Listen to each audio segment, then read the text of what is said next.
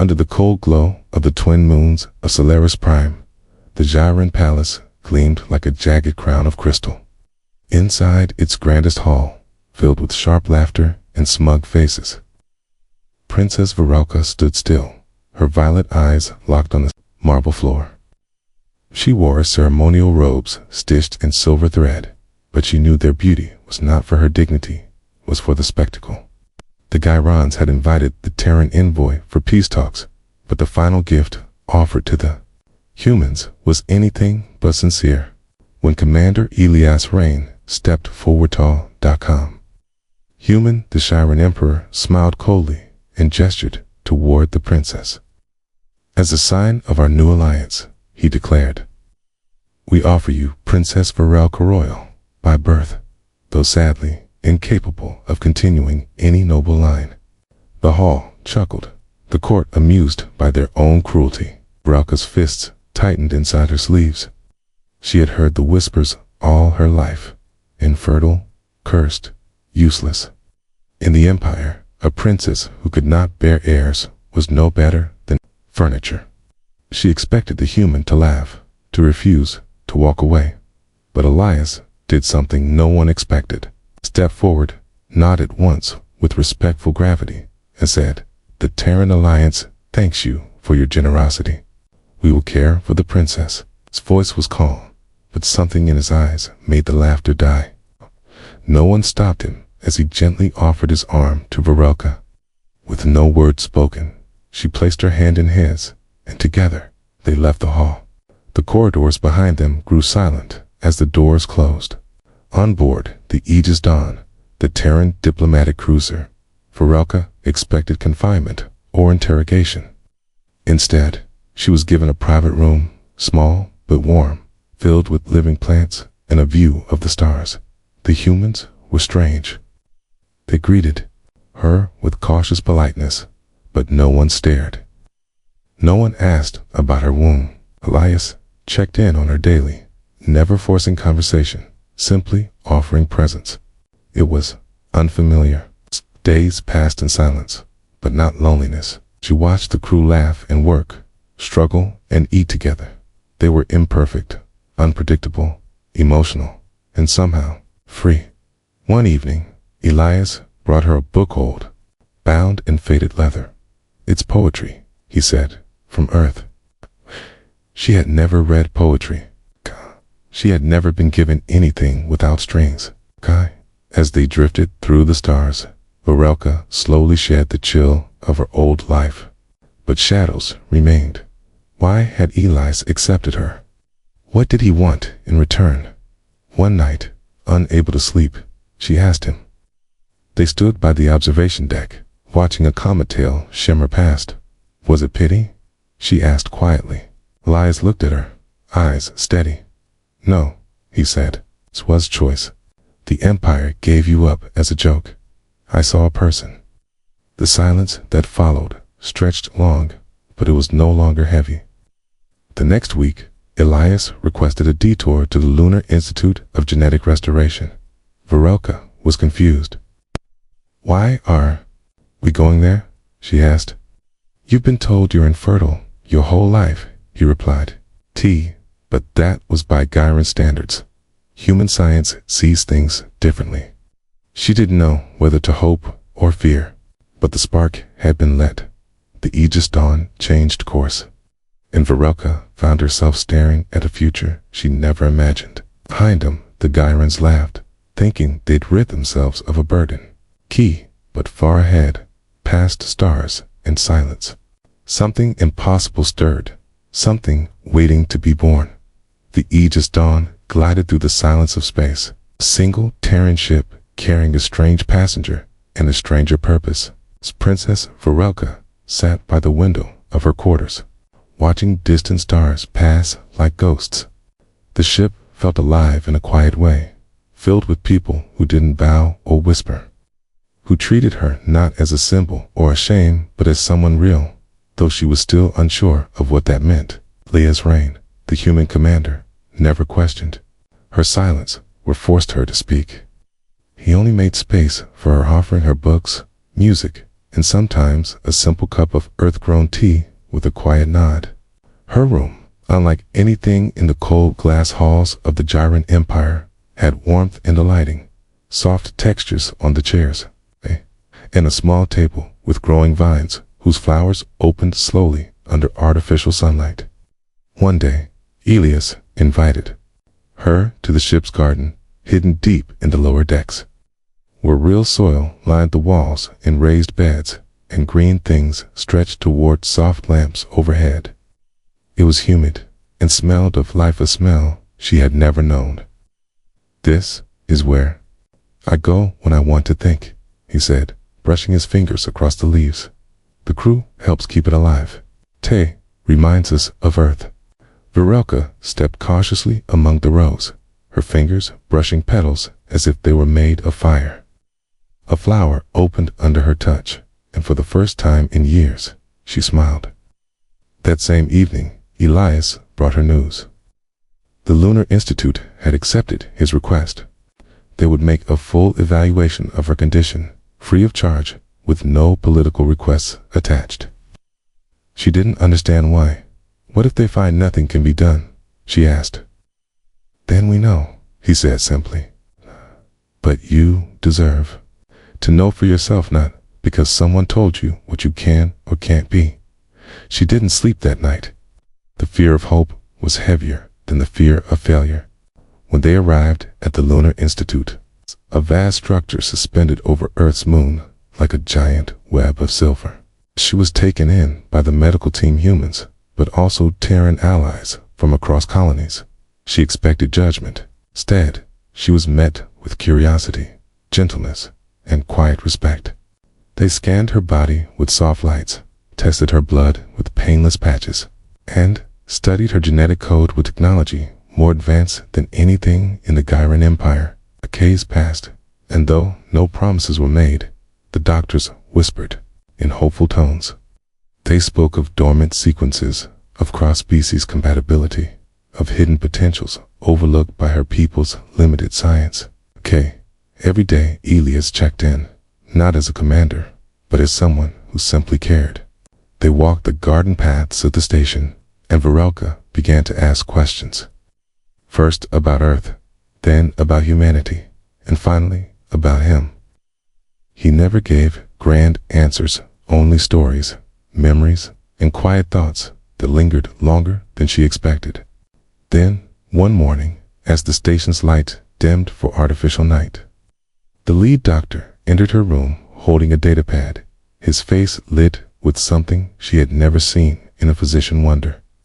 "Princess," he said, "we believe a procedure can reactivate the suppressed parts of your reproductive system. The condition isn't permanent. It was a result of gene blockers likely administered at birth." Her chest tightened. "You mean someone made me infertile?" The doctor nodded slowly. "It may have been political or cultural, but with our help, there's a strong chance your body can heal." She didn't cry. Not then. She simply sat still, hands clenched in her lap, while a storm of questions tore through her. Who had done it? Why had her own people marked her as useless from the beginning? Elias stood beside her and didn't speak, just placed a hand on her shoulder.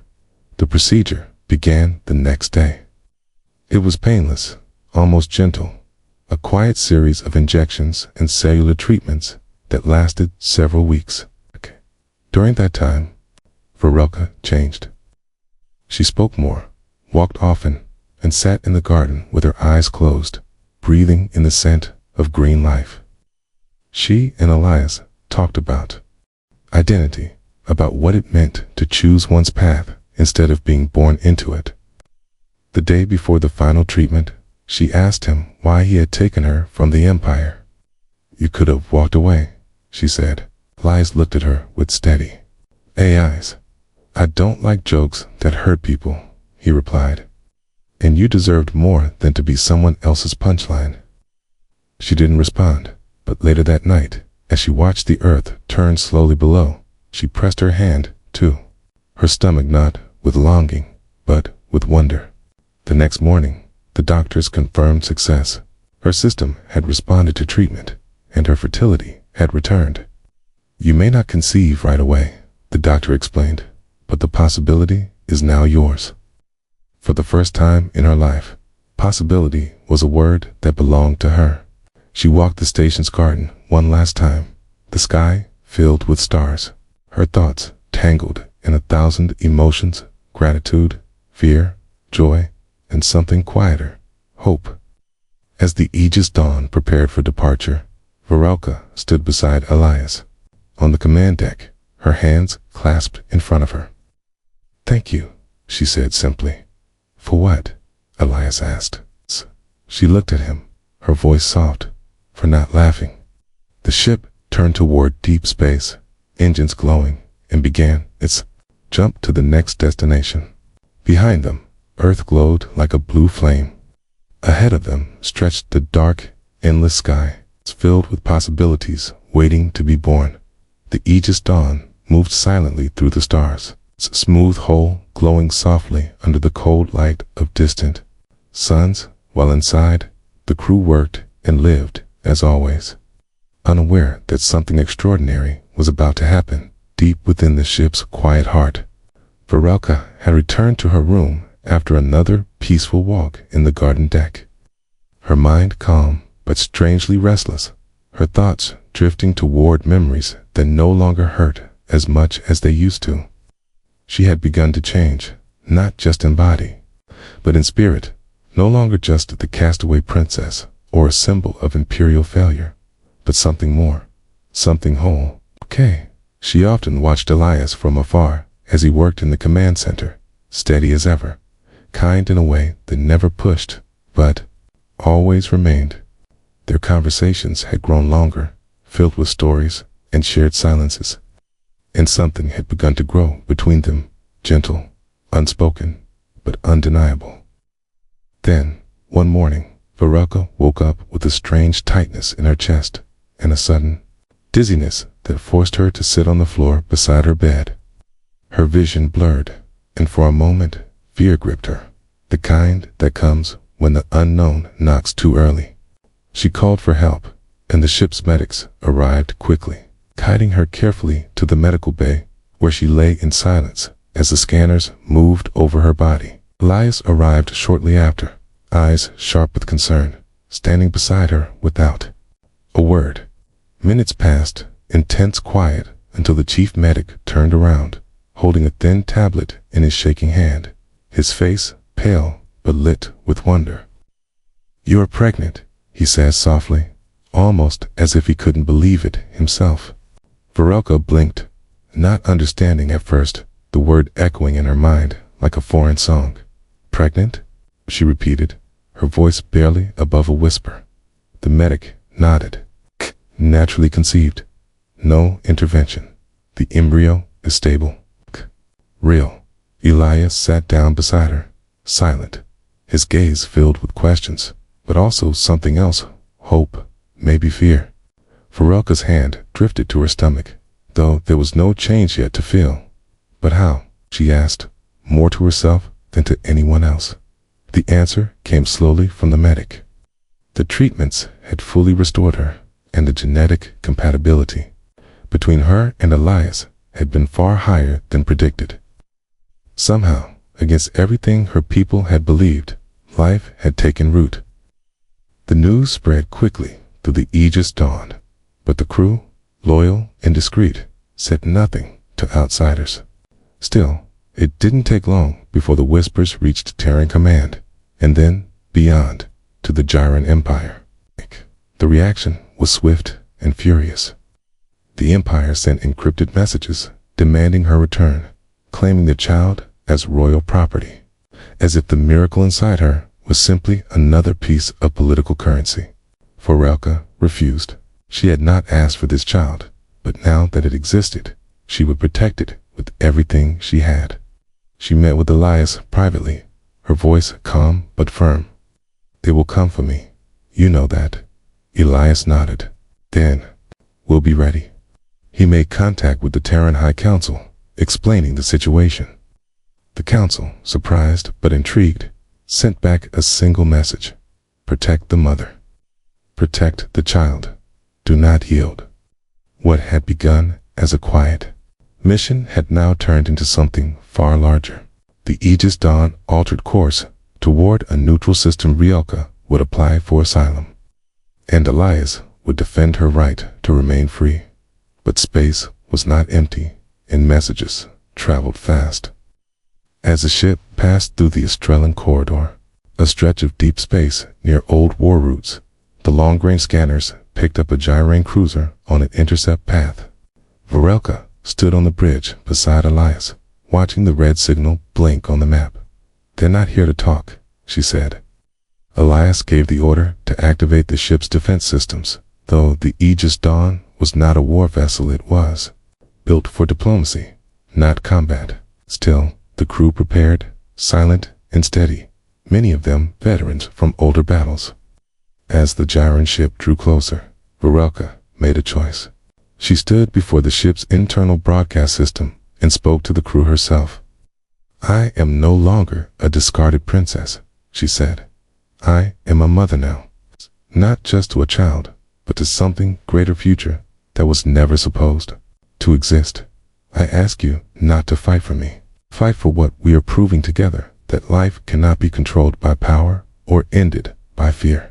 Her words echoed through the ship, and though her voice was soft, it carried strength. A siren cruiser hailed them, demanding immediate surrender. Elias responded with a clear refusal. "This vessel carries a protected life.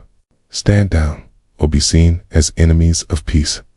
There was silence for a moment. Then, unexpectedly, another signal appeared.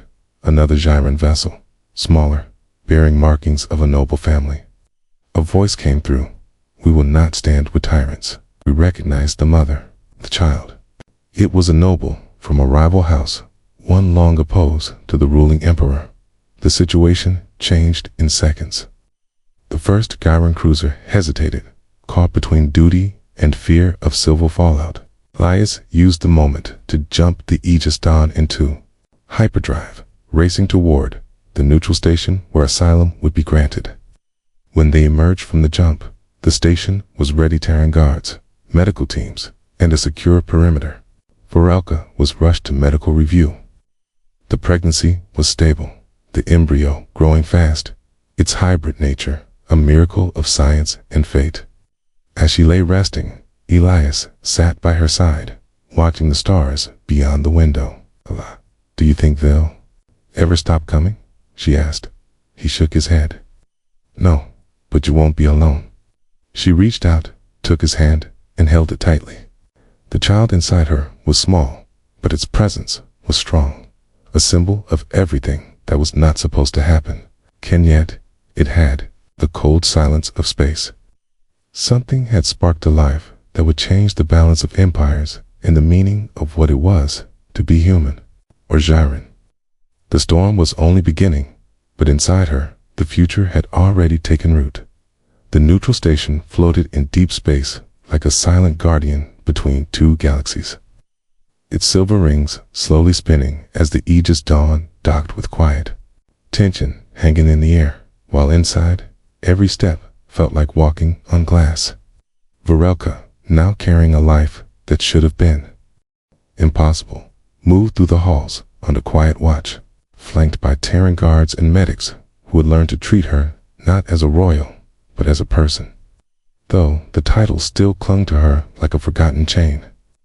She tried to ignore the ache in her chest, the weight of 1,000 years of gyrane pride pressing down on her as the past clawed at her present. 'Cause, even now, even here, she could feel the echoes of the empire chasing her through every shadow and silence. The child she carried was more than a miracle now, was a spark that threatened old laws, old bloodlines, and ancient lies buried by those who feared change. While Elias worked with station officials to secure legal protection, she sat quietly in her quarters, hands resting on her stomach, listening to the soft hum of power beneath her feet. Sometimes she would dream of crystal towers, laughter that sounded like knives, a cold throne that had never truly belonged to her hand. She would wake with tears she never allowed herself to shed. The empire had called her empty, useless, a fell daughter of power, and now they hunted her not because she had proven them wrong, but because she had dared to live without their permission. A message arrived that night, coded in old Gyran tongue, slipped past the station's filters by someone who knew the old tricks. Varelka opened it carefully, her eyes scanning each line as her blood turned to ice. It was from her cousin, Trelzan, the same one who had laughed the loudest when she had been gifted to the humans. He wrote of shame, of betrayal, and of orders from the Emperor himself: bring back the child, or bring back her ashes. She deleted the message, but its words stayed, clinging to her skin like cold ash. She didn't tell Elias right away. She needed time to think, to breathe, to decide. But the next morning, someone tried to breach the outer ring of the station, a stealth craft, cloaked in Gyran alloy, invisible to most scans. Only a lucky pulse from the defense grid revealed it, and the station's security forces responded fast, locking it down before it could reach the docking ring. Inside were 2 Gyran agents, silent and cold, their mouths sealed shut, even under pressure. It was clear they weren't here for diplomacy. They had come to take, or to end. Varelka stood before the council of station leaders, not as a prisoner or guest, but as a woman who had survived a lifetime of silence and now spoke with a voice made sharp by truth. They will not stop, she said calmly. As long as I live and this child grows, they will send ships, spies, threats. You must decide, will you stand between me and their shadow? Will you let them bury us in silence again? Her words stirred the room like a cold wind. Some looked unsure. Others nodded slowly. Elis stood beside her, his presence quiet, but solid. We are not asking for war, he said. Leave for peace to mean something. After a long silence, the council ruled in her favor. She was granted full protection under the Terran Alliance, and her unborn child was officially recognized as a new citizen of the independent core systems. But it wasn't over. That night, another message came, this one public. The Emperor himself, his image cold and perfect, appeared across every screen on the station. We have been mocked, he declared. A mistake was made, an error in judgment. That error now grows, fed by the hands of outsiders. We will not let our bloodline be twisted. His words were poison wrapped in velvet. Returned the girl, while we come for her. The station responded by tightening security.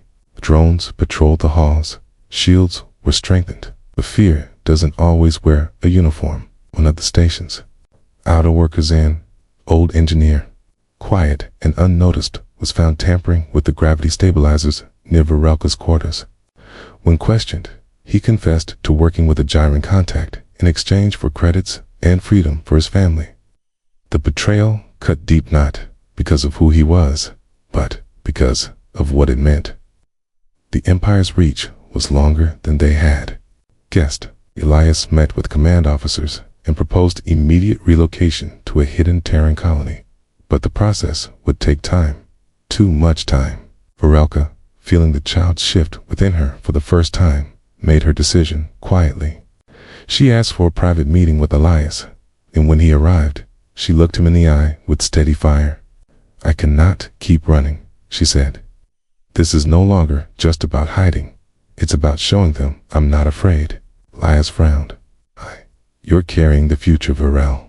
That child needs you alive more than anyone else needs you brave. She reached for his hand, her fingers warm and trembling. Then help me be both. He didn't argue. Not this time. Instead, he began preparing a plan, one that would draw the Empire's eyes, not to her hiding, but to her standing. They would broadcast a message from the neutral station, one the whole sector could hear. Varelka would speak, not as a princess, not as a target, but as a mother, a citizen, a living truth that could not be denied. The stage was set, and across space, feeds were opened. As the cameras turned on, Varelka stood in the central hall, her back straight, her hands resting on the swell of her growing child. And she spoke. "You gave me away like I was nothing," she began. "You mocked me, called me broken, but you were wrong." She told the truth, not with rage, but with clarity. She spoke of what was done to her, the lies she had been fed, the treatments that had reversed what was never natural, and the life now growing inside her. "I am not your shame," she said, voice calm as fire. "I am your proof that you were wrong." Across the galaxy, people listened, some in secret, some in fear, some in awe. The message ended, and silence followed, but not for long. The Empire did not respond, not immediately, but ships began to move. Not just warships, but defectors, merchants, even scholars, those who had begun to question the old truths. Whispers spread in the outer colonies. Varelka was no longer a joke. She was something else now. Something dangerous. Something real. And deep in the halls of the neutral station, as she sat beside Elias under the soft glow of the stars, she finally allowed herself to believe, for the first time in her life, that maybe the future was hers to shape. The stars outside the neutral station burned with cold light, silent witnesses to a storm that had been building with every word, every whisper, every step Varelka had taken since the day she was given away like trash. And now, the storm was finally here. The Terran sensors picked up the enemy fleet, first 7 Gyran warships, sleek and black, cutting through space like knives, ignoring hails, ignoring warnings, answering Varelka's message with silence and fire. Inside the station, alarms screamed as command officers scrambled, shields flaring to full power, while defense drones swarmed like angry sparks along the outer ring. Varelka stood in the observation hall, her hand pressed against the glass as she watched the red lights flash, her heart steady, her breath slow. This wasn't fear. It was something deeper, old, fire awakening, a voice inside her that had been silent for too long. The Empire wasn't just coming to kill a child or a woman. It was coming to erase proof, to bury the truth that one of their own had chosen a new path, one they couldn't control. Elias entered the room in full uniform, his eyes locked on hers. "They're preparing to breach," he said. "The station won't hold forever." She nodded once. "Then we fight for as long as we can." "No, I won't let them take this child." He stepped closer, resting a hand gently on her shoulder. "You won't be alone." The station's council declared a full evacuation for civilians and non-essential staff. Varelka was offered a ship, a fast vessel hidden in the docks, ready to take her away, but she refused. "Running will only show them we're still afraid," she told them. "Let them see me. Let them know I stand." As the warships closed in, the Gyrans sent one last message: surrender the hybrid child, and no one else would be harmed. Varelka took the come herself and responded with a voice that shook the room. "You gave me away. I owe you nothing. Come if you must, but know this, you will not silence me again." The message ended, and then the attack began. Energy blasts lit the void, slamming into the station's shields, rocking the walls, shaking the ground beneath their feet. Elias led the defense squads, coordinating with drone units and outer turrets, while Varelka was moved to a secure room deep in the station's core. But she refused to just sit and wait. "I've hidden enough," she said, and joined the command center, using her knowledge of Gyran ship patterns and code frequencies to help predict enemy tactics. Her presence became the Keitha. Defenders began anticipating every move, turning a slaughter into a stand. But the Zyrans were not holding back. Boarding pods slammed into the hall. Soldiers poured in with cold eyes and silent mouths, moving like shadows, trained from birth for this moment. Station defenders fought back with desperation and grit, sealing off corridors, laying traps, pushing the enemy back step by step. And still, the child grew inside her, strong and stubborn, a heartbeat against the noise. Varelka moved through the chaos with calm, guiding engineers to lock down vital systems, helping the wounded reach safety, whispering words of courage to frighten civilians. She was no longer the princess they had thrown away. She was something newborn in exile, forged in fire. Elias found her near the eastern corridor as a breach alarm rang out. "Kay, they're trying to cut through the medical wing," he said. Her eyes widened. "That's the nursery unit, the labs." Without waiting, she followed him, running through smoke-filled halls and flashing lights until they reached the blast doors, already glowing red from Giron plasma tools. "Seal it," she ordered. Now, engineers obeyed, locking the hallway just as the first invaders broke through the outer wall. Trapped, they fought hand to hand. Varelka grabbed a fallen soldier's pulse blade and fought beside Elias, every move swift and sharp, as if her body remembered something she'd never been taught. When the last invader fell, the silence rang louder than the alarms. Blood ran down her arm, and Elias caught her before she collapsed. "You're bleeding," he said. "It's not mine," she replied, breathless. "I'm fine." They returned to the command deck, and the tide had begun to turn. Reinforcements had arrived, Terran cruisers drawn by her broadcast, her captains choosing to stand with truth instead of fear. One by one, the Siren ships were pushed back, their formations broken by the surprise arrival. The Empire's fleet withdrew, but not in surrender and rage. The largest ship, the Vengeance of Jill, turned and fired a supercharged cannon at the station, a final act of defiance. Elias shouted an order, and the command center activated emergency countermeasures, rerouting all power to forward shields. The impact struck like thunder. Lights burst, walls cracked. But the station held, barely. Smoke poured from the vents. Fires burned in the outer rings. Bodies lay in silence where battles had passed, and yet Varelka still stood, her hand resting on her stomach, her heart still beating. The battle was over, for now, but the war had only begun. Across the stars, the message was clear. The Empire had failed. The child lived. God, the mother stood. And tomorrow now belonged to those brave enough to fight for it. The days after the battle passed like shadows moving across a broken mirror. Quiet and sharp, filled with the scent of burnt metal and the weight of stories that had yet to end. And in the heart of the damaged station, Varelka waited, her strength holding together not only her own body, but also the last, fragile hope of a future born in defiance of everything she had once been taught to believe.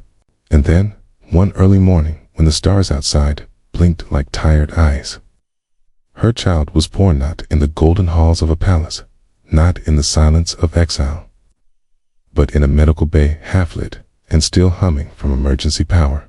Her cries, soft but clear, a new voice rising into a galaxy that had tried to erase her before she ever opened her eyes.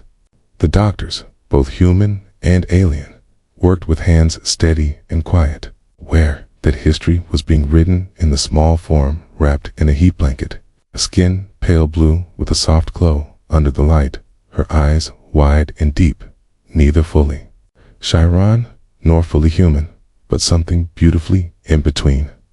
Elias stood nearby, silent, his hand over his mouth, as if breathing too loudly might break the moment. And when the child was placed in Varelka's arms, a deep silence fell over the room, not of fear, but of awe, because they all knew something ancient had just changed forever. Varelka whispered a name into the baby's ear, a name that meant new light in her forgotten tongue.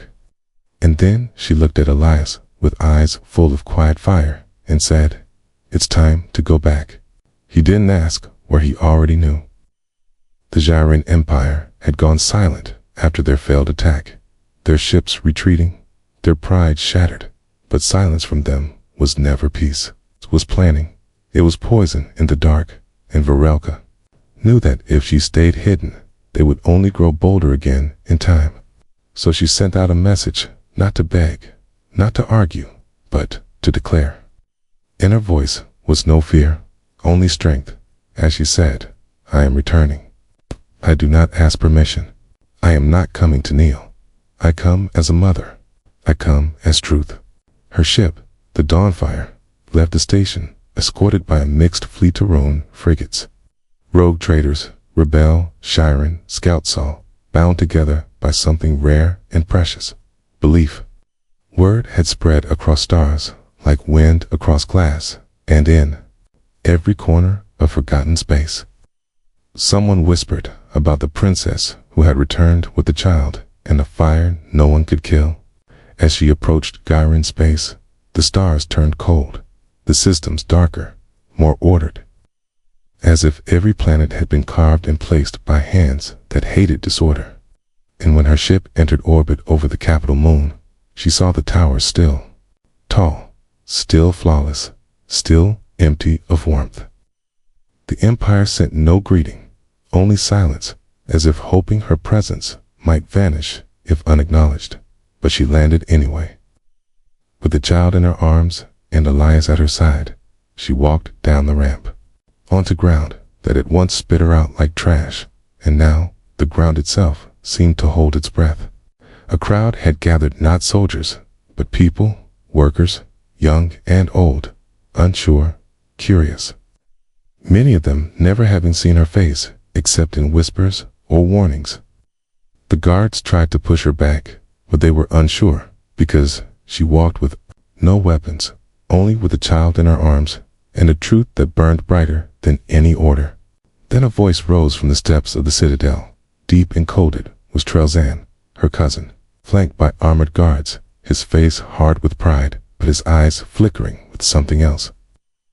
You are not welcome here, he said. Now turn back before you shame yourself further. Varelka stepped forward, her voice even. I was given away as a joke. I was forgotten. Now I return not to beg, not to kneel, but to show what you could not destroy. She held the child higher, letting the people see. She is alive, she is real, and she is the future you tried to prevent. A murmur spread through the crowd, soft at first, then growing like fire through dry grass. And Trelzan stepped back, his mask slipping for just a second. That child is not of our blood, he snapped. She is a mistake. Varelka's voice cut through the air like a blade. She is my blood, and your empire is not strong enough to erase her. She turned then, not to him, but to the people. You have been ruled by fear. You have been taught to believe only perfection matters. But perfection is not life. I was told I was broken. I was told I had no worth. And yet here I stand with life in my arms. Some in the crowd looked away, unsure, but others stepped forward. A young woman reached up to touch the baby's hand, tears in her eyes. An old man lowered his head. And then, slowly, a line began to form, people who had never dared to speak before. Stepping forward not to kneel, but to stand beside her. The guards hesitated. Trells embarked orders, but fewer obeyed. The truth had begun to spread, not with war, but with something stronger. A mother who had walked through fire and returned without hate. The next days were quiet but tense. Behind palace doors, the High Council debated in hushed anger, trying to decide whether to banish her again or risk something worse, letting her stay. But the world had already changed. In schools, students whispered her name. In markets, parents spoke of her child with wonder. And when a petition spread across the moon, asking the council to recognize her child as a living heir to the line, not because of blood, but because of strength, it was signed by thousands. The final vote came in silence. The council split, the room full of old eyes and old fears. But when the final seal was placed, the message was clear. Varelka would stay. Her child would be acknowledged not as a princess, but as the bridge between what was and what could be. That night, Varelka stood on the balcony of her old quarters, now returned to her. The child asleep in her arms, Elias beside her, in the city below, glowing soft with light. I didn't think we'd make it this far, Elias whispered. Relka smiled, a slow, tired smile. We didn't, she said. We made it farther. Above them, the stars still watched. But now, they watched something new. Not a warship, not a weapon, but a mother who had returned. Not to conquer, but to show that sometimes the strongest force in the galaxy isn't power or fear, but the quiet, endless fire of someone who refuses to break. And in that moment, even the stars seemed to bow.